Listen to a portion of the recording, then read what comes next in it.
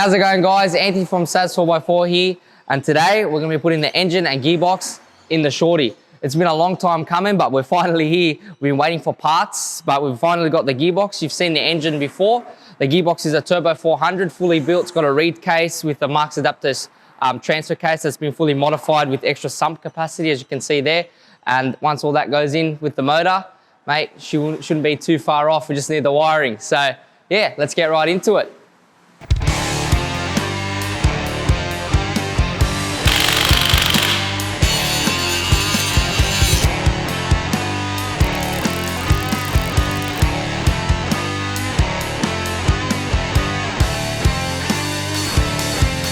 Before we start with the engine install, I'll just go a bit more in depth with some of the details of the gearbox. Now, I'm not a gearbox expert, so I don't know what all these things are, but this is what it's got.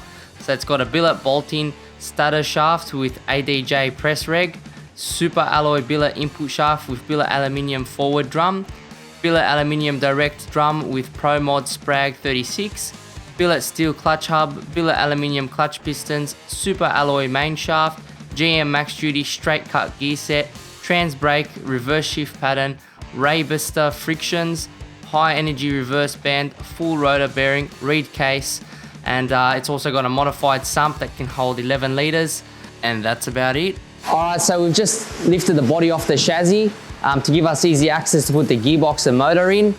Christian's waiting over there, he can't wait to get into it, but what we've done so far, we've put the mount on here, just a temp mount, so we can mount the old trusty seat belt onto it.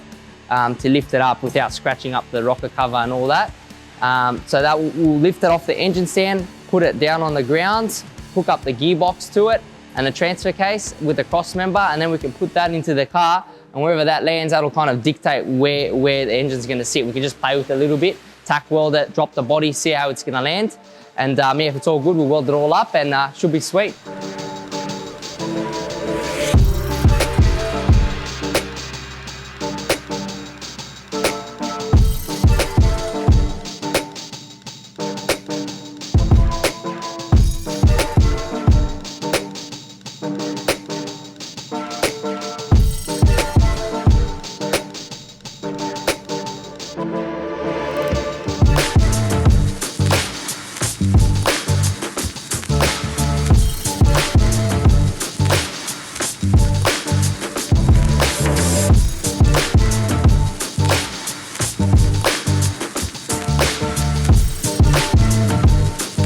Alrighty, so I think we're ready to put the gearbox onto the motor. What do you reckon, Alex? Yeah, ready to go. Let's go. So what's the plan? We're just gonna manhandle it on. Pretty much. That's it. Let's do it.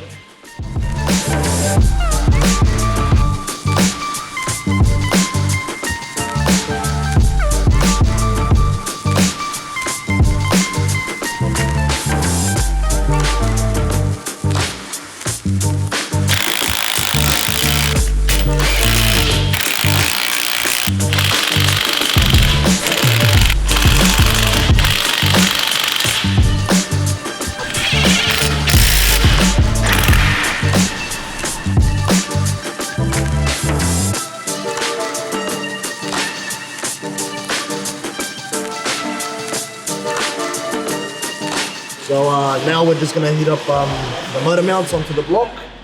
And that's it. Just get everything ready. Hopefully soon we can put everything in onto the That's it. Just got the transfer case left after this.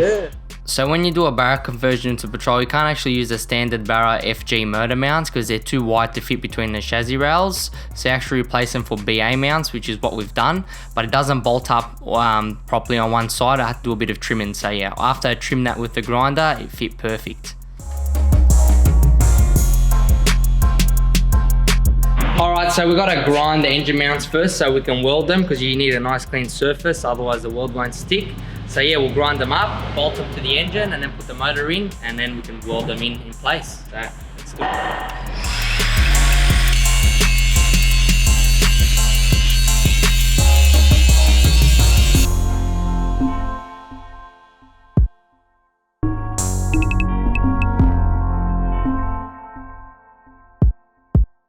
So it's a bit loud in here because there's a lot going on, but now we're gonna grind up more chassis rails. I've already done this side. just so there's plenty of room for when we weld it, because we don't want to get the motor in and then find out we have to grind a little bit more and then we have to pull it out again. So time for some grinding.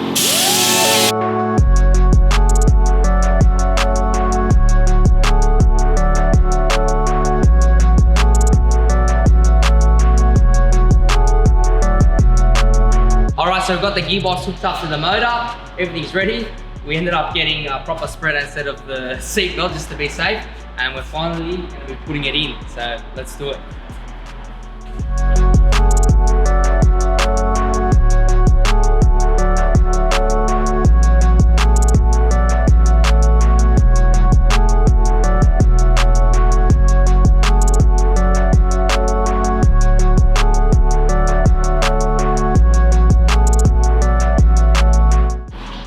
So we've dropped the motor in, there's plenty of clearance around it, it's just dummy fit in there for now, it's on chocks and that, but yeah, so now that we know that it all fits with plenty of room, we'll lift the body back off, weld around the mounts, so it's all nice and secure, and we'll put the body back on and bolt it up. Who's our welder? Our welder? Yeah, here's the welder. Come He's on, over there hiding.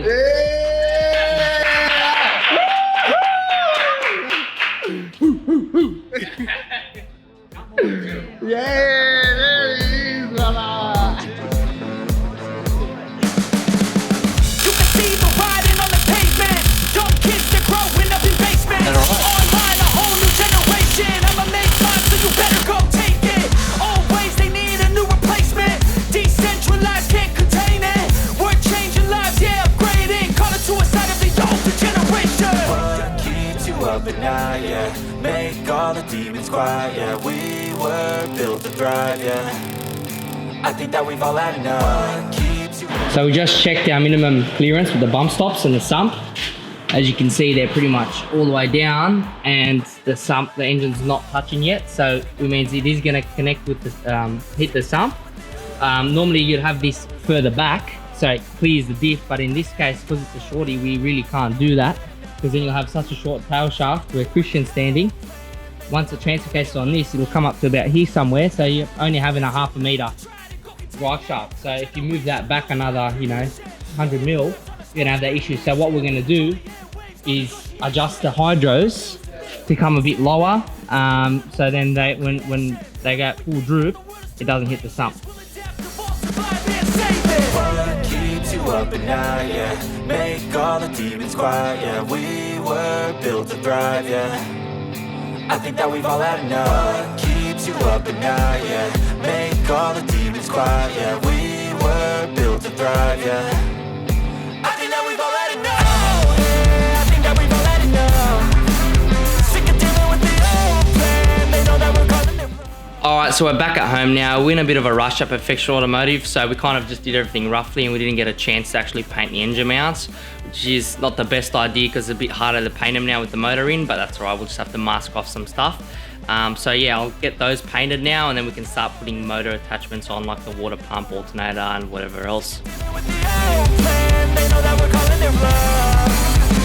Hey, It's too late to try to go contain it. A generation fueled by creation. Alright, so I've masked it all up, ready for painting. So we'll do some primer first, let that dry for 10-15 minutes and we'll give it a coat of chassis black to match the rest of it. And it should come out pretty good. So yeah, we're just gonna paint in there and then same on the other side. I'll have to go under the car, get some awkward spots. But yeah, it shouldn't be too difficult. we were built to thrive, yeah. I think that we've all had enough. What keeps you up at night, yeah? Make all the demons quiet, yeah. We were built to thrive, yeah. I think that we've all had enough. Alright, I've given it a coat of black, I've let it dry, and we'll take the masking off. There's probably a little few places where it didn't get the best coverage. That's fine. If there's a little spot here or there, we can just cover it later with a little cotton bud and some paint. But yeah, it's just pretty good, so let's get rid of all the masking.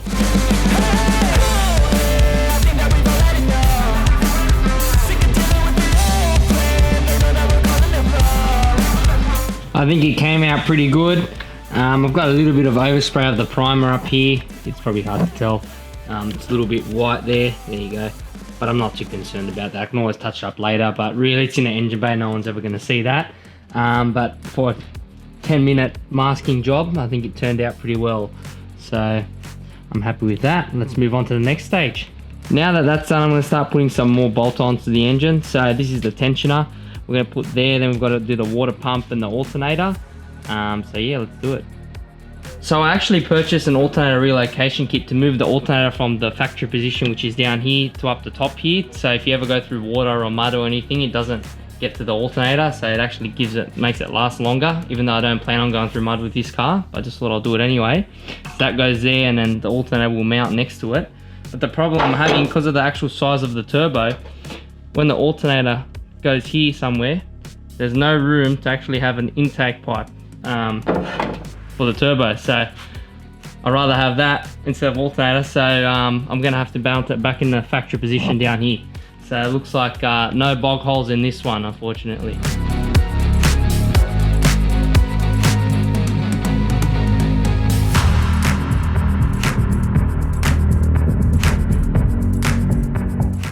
Alright, so I should probably put the water pump first, but I'm missing a couple of bolts, so I'm just going to put the alternator first, and if I have to take it off later, I will.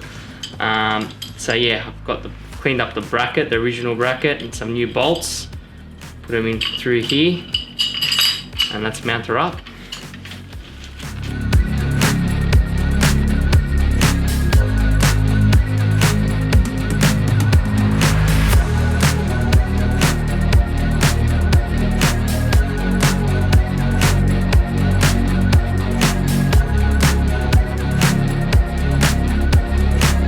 Now that that's done, I'm going to put the fuel rail back on. I had to take it off to put this lifting point on when we're putting the motor in, but now that the motor's in, I can take that off and re-screw the fuel rail in.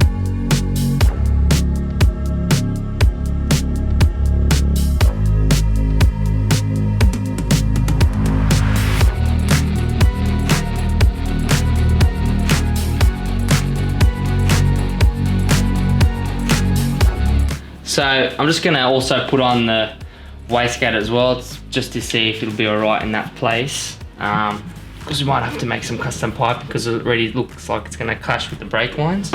But they can just kind of push out of the way. Let's do that. There you go.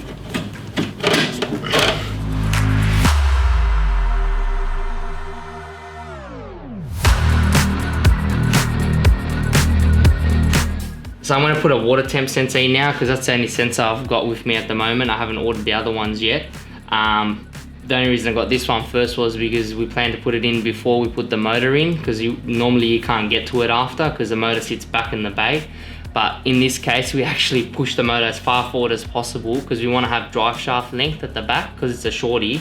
The drive shaft ends up being really short, so we have to push the motor forward to give it a decent drive shaft, so you can have some articulation when you're going on sand dunes or whatever else. So yeah, so I can actually just put it in now, so let's do it.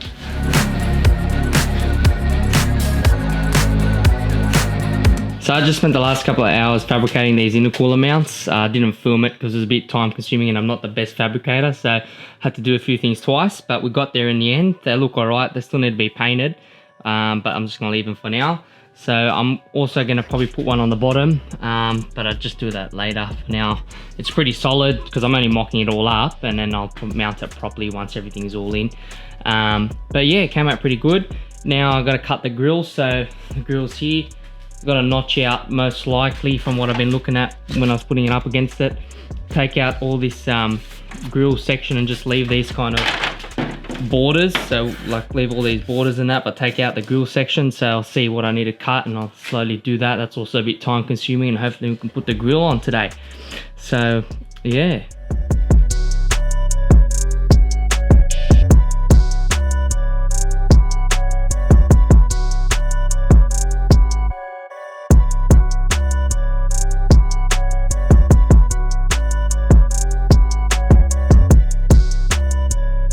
So I just finished chopping up the grill to make it fit with the intercooler. I actually had to take quite a bit off it. As you can see, we cut all around here. Pretty much the whole center of it's gone. Left a little bit on the edges. All that had to be shaved down for it to fit. It's also wet because I just washed it as well. But yeah, and it fits pretty good now. It's still not the best at the top. There's still probably 5mm gap, but that's all right for what it is. It's pretty good. Also put the radiator in now just to check the fitment and all that. It's pretty good. It's pretty close up there, but that's why we're gonna run thermo fans, so we've got enough room. And yeah, let's put the grill on.